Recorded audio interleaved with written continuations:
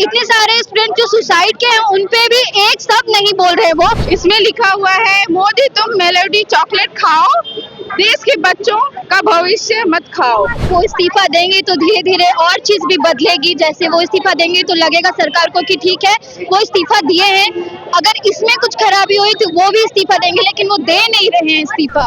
वो कहते हैं कि हम शिक्षा को आगे लाएंगे, रोजगार देंगे, लेकिन फिर भी इस देश में लगातार पेपर लीक्स हो रहे हैं। कि सरकार जो है पूरे समाज के नजर में वो अपना नैतिक अधिकार खो दिया है शासन करने का। धर्मेंद्र प्रधान के इस्तीफे की मांग को लेकर अब दिल्ली के बाद देश के अलग अलग राज्यों में भी प्रदर्शन हो रहे हैं और इसी बाबत रांची के पिराल चौक पर भी आप देखें कि भाकपा माले और आइसा के बैनर तले धर्मेंद्र प्रधान के इस्तीफे की मांग की जा रही है। यहाँ पर कई छात्र भी मौजूद हैं, अलग अलग बैनर और तख्तियां हाथ में लिए हुए हैं। धर्मेंद्र प्रधान इस्तीफा दो के नारे लगाए जा रहे हैं और जिस तरीके से ये आंदोलन का रूप ले चुका है, आज दिन भर खबरों में दिल्ली चर्चा में रहा। जिस तरीके से धर्मेंद्र प्रधान के इस्तीफे को लेकर देश भर से लोग आज दिल्ली पहुंचे, उसके बाद अब रांची में भी बीते कल कांग्रेस की तरफ से छात्रों की गूंज के अंतर्गत जो है जुलूस निकाला गया कल बीते शाम को। उसके बाद आज सुबह भी बड़ा एक जो है आंदोलन देखने को मिला और उसके बाद अब आइसा और भाकपा माले की तरफ से धर्मेंद्र प्रधान के इस्तीफे की मांग को लेकर पार्टी कार्यकर्ता और छात्र सड़क पर है। ये जो आप लोग मांग लेकर के पहुंचे हैं, आज जिस तरीके से दिल्ली में भी देखने को मिला कि लोग संसद भवन के दरवाजे तक पहुंच गए हैं युवा, क्या लग रहा है छात्रों की बात सुन पाएगी सरकार? नहीं, ये सरकार तो बिल्कुल नहीं सुनेगी, क्योंकि ये सरकार मोदी सरकार है। मोदी सरकार कभी भी अपने बातों पर नहीं उतरी है। और ये जो शिक्षा व्यवस्था है, और हम लोग ये जो शिक्षा मंत्री हमारे धर्मेंद्र प्रधान, इनसे बिल्कुल भी शिक्षा संभल नहीं रही है। इसलिए हम लोग मोदी सरकार के साथ साथ, मोदी जी के साथ साथ धर्मेंद्र प्रधान की इस्तीफे की मांग कर रहे हैं। और 22 दिन तक हम लोग भूख हड़ताल में थे। ये भी आप समझ सकते हैं कि पूरी की पूरी कॉकरोच कितनी परेशान है सरकार से। और आप देख सकते हैं कि दिल्ली की मेट्रो बंद है, सोनम वांगचुक की गिरफ्तारी हो चुकी है। तो आप सोच सकते हैं कि भारत की क्या अवस्था है। इसलिए हम लोग आज संसद चलो मार्च की जगह पे यहाँ पे हमारे रांची के जो जंतर मंतर है, यानी गलबट्टे का चौक पे हम लोग सबको सारे कॉकरोच जमा है। दीदी, जिस तरीके से आज दिल्ली में भारी भीड़ युवाओं की पहुंची, क्या लग रहा है अब इतने दिनों बाद सरकार के कान तक वो बात पहुंच गई? जिस तरीके से वहाँ पे प्रदर्शनकारियों को रोका गया, उससे तो नहीं लगता है कि वो उनके कान तक पहुंची है। हाँ, ये जरूर है कि वो डर गए हैं। जितने भी वहाँ पे लोग, जो युवाओं का जो जमावड़ा हुआ है, वो बिल्कुल एक तरह से देखा जाए तो अपने देश की जो असलियत है वो सामने दिख रही है कि किस तरह से हमारी जो व्यवस्था है, पूरा प्रशासन है, जो पूरे इस देश की सरकार है, वो कितनी तंग हो गई है, कि कितना उसका सोच निम्न हो गया है कि आज जो अपने शिक्षा व्यवस्था को सुधार करने के लिए मांग रखे, उसको सुन नहीं रहे, उनसे आके वार्तालाप नहीं कर रही है। सोनम वांगचुक जैसे इतने दिनों तक भूख हड़ताल पे।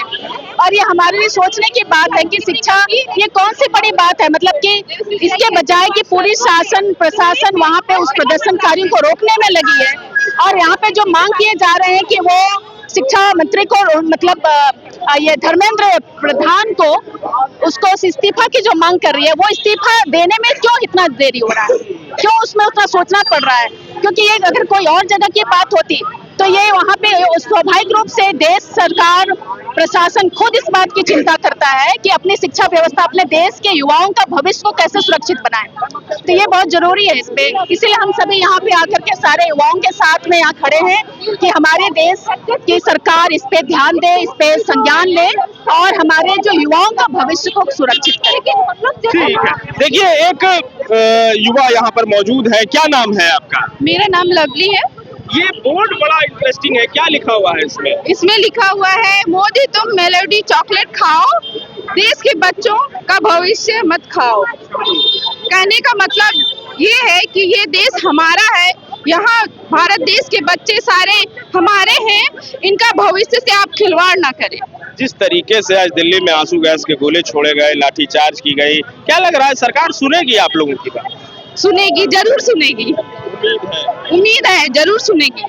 आज नहीं तो कल उनको सुनना ही पड़ेगा, उनके पास कोई उपाय नहीं है। संजना जी, जिस तरीके से आज दिल्ली में लाखों की भीड़ युवाओं की देखी गई, जो आंदोलन हुआ, संसद तक मार्च हुआ, क्या लग रहा है अब सरकार के कान तक ये बात पहुंच गई है?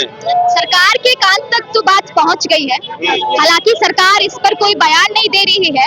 ये लोकतंत्र में बहुत ही शर्मनाक बात है, खास करके जब मोदी सरकार आती है, अमित शाह की सरकार आती है, वो कहते हैं कि हम शिक्षा को आगे लाएंगे, रोजगार देंगे, लेकिन फिर भी इस देश में लगातार पेपर लीक्स हो रहे हैं। इसके बावजूद पेपर लीक होने की वजह से छात्र सुसाइड करने के लिए मजबूर हैं, पढ़ाई छोड़ने के लिए मजबूर हैं। तो जिन 22 छात्रों ने आत्महत्या की उसके इंसाफ की मांग को लेकर के ये आंदोलन अब इतना बड़ा रूप ले चुका है कि अलग अलग राज्यों में भी प्रदर्शन हो रहे हैं, दिल्ली में तो हो ही रहा है। किन मांगों के साथ इतने लंबे अंतराल से आप लोग आंदोलन रख रहे हैं? अगर मांग गिनाने लग जाए तो शाम हो जाए, रात सुबह हो जाए, मांग बहुत लंबी है। पहला मुद्दा आता है कि आप शिक्षा को जो बर्बाद कर चुके हैं, जहां ट्रांसपेरेंसी नाम की कोई चीज ही नहीं रह चुकी है। जिस देश में शिक्षा का महत्व होना चाहिए, राइट टू एजुकेशन है, उस देश में पेपर लीक हो जा रहे हैं। एनटीए को लाया जाता है कि ट्रांसपेरेंसी और अकाउंटेबिलिटी होगी, लेकिन ट्रांसपेरेंसी और अकाउंटेबिलिटी नहीं है। मोदी सरकार एनटीए लाती है कि हम ट्रांसपेरेंसी से एग्जाम्स को कंडक्ट कराएंगे, लेकिन उसमें भी ये फेलियर रहती है सरकार। तो बिल्कुल देखिए, ये रांची का फरालाल चौक है और यहाँ पे भारी संख्या में छात्र छात्राएं, युवा और आयशा के जो कॉमरेड हैं वो यहाँ पर पहुंचे हैं। धर्मेंद्र प्रधान के इस्तीफे के, मान लीजिए इस्तीफा हो गया, छात्रों को लगेगा कि न्याय मिल गया है या कुछ और होना भी चाहिए? हाँ, कुछ मतलब न्याय मिल जाएगा। वो इस्तीफा देंगे तो धीरे धीरे और चीज भी बदलेगी। जैसे वो इस्तीफा देंगे तो लगेगा सरकार को कि ठीक है, वो इस्तीफा दिए हैं, अगर इसमें कुछ खराबी हुई तो वो भी इस्तीफा देंगे, लेकिन वो दे नहीं रहे हैं इस्तीफा। आप भी छात्र हैं? हाँ, मैं छात्र हूँ, सेंट जेवियर से हूँ और मैं नीट का भी एग्जाम दी हूँ। मैं नीट छात्रा भी हूँ। कब नीट की पढ़ाई करना है? मैं 2-3 साल से नीट दे, मतलब मेरा सेकेंड अटेम्प्ट था, मैं 2 साल से नीट दे रही हूँ। मेरा नीट में अच्छा स्कोर आ रहा था, लेकिन वो पेपर लीक हो गया, पेपर लीक कर दिया गया। वो बोलते हैं कि इतना सिक्योरिटी है Z++, लेकिन फिर भी पेपर लीक हो जा रही है। इनफैक्ट नीट ही नहीं, बहुत पेपर्स लीक हुए हैं, लेकिन मैं तो नीट की छात्रा हूँ। और इतने सारे स्टूडेंट जो सुसाइड के हैं, उन पे भी एक शब्द नहीं बोल रहे वो, कि मतलब वो उन स्टूडेंट्स का इतना वो मासूम थे, कितने मासूम नहीं, उनके पेरेंट्स, उनके वो स्टूडेंट्स अगर सुसाइड किए हैं तो उन पे भी कुछ बोलना चाहिए, लेकिन वो कुछ नहीं बोल रहे, बस चुप हैं तो चुप हैं। क्या लग रहा है, जिस तरीके से आज दिल्ली में इतना जन सैलाब उमड़ करके आया युवाओं का, अब बोलना पड़ेगा उन्हें? बोलना तो पड़ेगा ही, बोलना तो पड़ेगा। अगर नहीं बोलेंगे तो और करेंगे, लेकिन उनको बोलना ही पड़ेगा।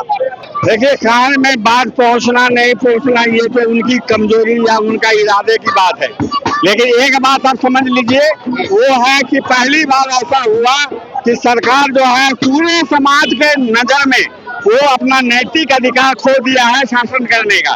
पूरा देश जो है आज सरकार के रुख के खिलाफ, छात्र आंदोलन के मांगों के समर्थन में सड़क पर उतर गया है और सरकार जो है पूरी तरह से अलग थलग पड़ गया है। मैं समझता हूँ कि ये बिल्कुल एक नया माहौल है, यही से एक नई यात्रा, एक नया अब कह सकते हैं कि एक दूसरी आजादी का लड़ाई का जो शुरुआत हो वहीं से शुरू होगा। देखिए, ऐसा है, ये गांधी का देश है, ये अम्बेडकर का देश है। जब गांधी और अम्बेडकर की विचारधारा एक हो जाती है तो ये क्रांति तो आनी ही थी। अब आप सत्याग्रह का तात्पर्य क्या है? सत्याग्रह का सत्य और अहिंसा के मार्ग पर चलने के उपरांत जो सरकार को बोलना चाहिए, जब उतनी बड़ी अंग्रेजी हुकूमत सत्याग्रह से डर सकती है, वो पलट हो सकती है, तो कोई भी हुकूमत पलट सकती है। लेकिन सरकार को इन युवाओं का, हम संपूर्ण भारतवर्ष की युवाओं का बात सुनना होगा, क्योंकि लोकतंत्र का सबसे बड़ा हथियार जो होता है वो जनता होती है। और जब जनता सड़क पे आ जाती है तो संसद जो आवारा हो जाती है, उस आवारेपन को खत्म करने का काम भी आम जनता करती है। और उस आम जनता की रीढ़ की हड्डी कौन है? वो है आम युवक, वो है वैसा ही नौजवान जो हमेशा सोया हुआ रहता है, अपनी जिंदगी में रहता है, लेकिन जब वो जागता है तो वो अच्छी अच्छी सत्ता को हिला देता है। ये पूरे दुनिया में विख्यात है, चाहे किसी भी देश में अगर हो, अगर युवा सड़क पे आ जाता है तो सत्ता को, अपने अहंकार को छोड़ना पड़ता है। जहां 27 वर्षों के सफर में 17,000 से भी अधिक छात्रों ने डॉक्टर एवं इंजीनियर बनकर भरे सफलता की ऊंची उड़ान, जहां साधारण छात्र भी झारखंड टॉपर्स बनकर बना रहे इतिहास। दूरदर्शी शिक्षाविद श्री विपिन सिंह के मार्गदर्शन में मेडिकल एवं इंजीनियरिंग के लाखों छात्रों के लिए आशा की किरण के रूप में goal nation's leading institute. Biome institute NEET की तैयारी के लिए एक भरोसेमंद नाम। यहाँ अनुभवी फैकल्टी, स्मार्ट क्लासरूम और बेहतरीन टीचिंग मेथड से स्टूडेंट्स को मिलती है मजबूत तैयारी। यहाँ हर स्टूडेंट को मिलता है पर्सनल गाइडेंस और डाउट क्लियरिंग का पूरा सपोर्ट। नीट 2027 और 28 के लिए फेज 2 बैच 30 अप्रैल से शुरू हो रहा है। आज ही बायोम इंस्टीट्यूट से जुड़े और अपने डॉक्टर बनने के सपने को दे सही दिशा। बायोम इंस्टीट्यूट सिर्फ मेडिकल प्रिपरेशन का संस्थान। काम की तलाश है, भरोसेमंद नौकरी चाहिए? जुड़िए एएनजी के साथ, जहां श्रमिक सबसे पहले। 12 घंटे की ड्यूटी, हर दिन 3 समय का खाना, मुफ्त रहने की सुविधा, आपकी सुरक्षा के लिए इंश्योरेंस, ओवर टाइम का लाभ, पीएफ सीधा क्लाइंट से, समय पर पूरा वेतन और जरूरत पड़ने पर एडवांस पे। एएनजी मैन पावर सॉल्यूशंस, सम्मान के साथ काम, भरोसे के साथ कमाई।